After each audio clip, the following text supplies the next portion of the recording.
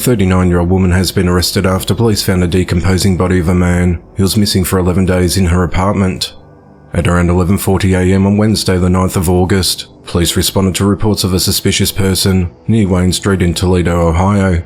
The responding officer spotted a man driving east on Airport Highway and began following him until eventually conducting a traffic stop. The man told the officer that he reported his friend and co-worker 50-year-old Kevin Murphy as missing. He said that after spotting his friend's vehicle going down the road, he decided to follow it until losing track of it.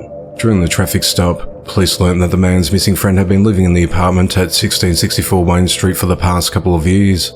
When the police officer went to check the unit for the man's friend, the officer first checked with the downstairs tenant. He said that he did not know of the missing man, but noted he may be in the upstairs apartment. The tenant also provided police with the landlord's number, who met the officer at the location. Police said that the officer knocked on the door of the upstairs apartment, but did not get a response. The officer and landlord then walked in after announcing their presence, and immediately detected a foul odour. Police said Josephine Torres was inside and said hello, but remained sitting on her bed. The officer asked if she'd seen the missing man, and she said she had not seen him in a couple of weeks. The officer checked the second bedroom and found a dead man in a badly decomposed state. Police said Josephine was living in the house with a body and a cat. The coroner's yet to release the victim's cause of death.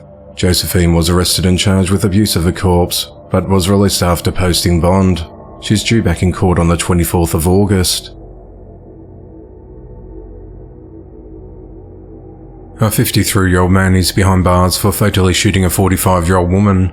At around 5 a.m. on Friday the 18th of August, authorities responded to an apartment located at the Foundry Townhomes at 630 Fairview Road in Simpsonville, South Carolina, on reports of shots fired. When officers entered the premises, they found an unresponsive woman with a gunshot wound. She was pronounced dead at 5:30 a.m. The coroner later identified the woman as Elizabeth Todd, who lived at the home.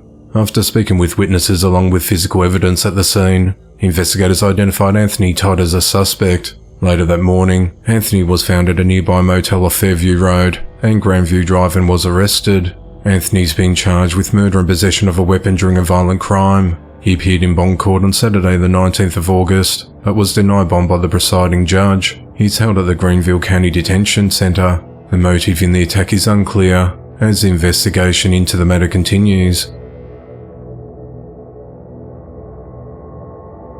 Authorities are investigating after 57-year-old Daryl Benner was fatally shot while trying to stop a carjacking. At around 12:30 a.m. on Friday the 18th of August, Daryl's 29-year-old nephew went outside their home in the 1000 block of South Curley Street in Baltimore, Maryland to move his new car. While doing so, 3 armed men approached him and held a gun to his head and stole his red Dodge Charger. As they were leaving, Daryl retrieved a firearm from inside his residence and chased after the suspects, when the men shot Daryl and fled the area in the vehicle. Police arrived at the scene to investigate the shooting, when they found Daryl unresponsive with a gunshot wound to his head, and he was pronounced dead. Authorities said that they are reviewing surveillance footage in the area to help identify the suspects. No arrests have been made to date, as the investigation into the matter continues. 56-year-old William Pinkin is behind bars for fatally shooting 29-year-old Desire Allen over snack cakes. The incident occurred at around 6:20 a.m. on Wednesday the 16th of August at the Clark gas station located at 4295 North Tretonia Avenue in Milwaukee, Wisconsin. Authorities said that Desire was leaving the store with a box of Little Debbie snack cakes he didn't pay for. William got up from the back of the store, started walking toward Desire and pulled out a gun. William then rushed toward Desire outside the store and got a little more than an arm's length from him before shooting him in the back of the head. Isaiah then dropped to the ground, and surveillance showed William go back inside the store. When officers arrived, they found Isaiah deceased on the ground outside the convenience store doors. William was still at the scene when police arrived, and told responding officers, who were unaware of the surveillance video at the time, that he did not see the shooting. That surveillance video showed William was milling around calmly, and at one point smoking a cigarette after the shooting. Isaiah's mother, Natalie Easter, said her son suffered from mental health issues and was preparing to leave for Louisville, Kentucky that day to get professional treatment. Natalie said he was funny, loving, and he'll do anything to help somebody, and he's got 2 beautiful kids, 9 and 3, and now they've got to grow up without their daddy, over a box of 25-cent cakes. I still can't wrap my head around that, she said. Local resident Monashay Howard, who was a regular customer, said the security guard had multiple situations with everybody in the neighborhood, with him being extremely aggressive. She said he attempted to strangle her just 2 weeks ago. She said he went up and choked me. He grabbed a stick and started choking me against the glass, she said.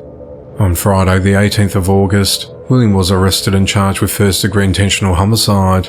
The investigation into the matter continues.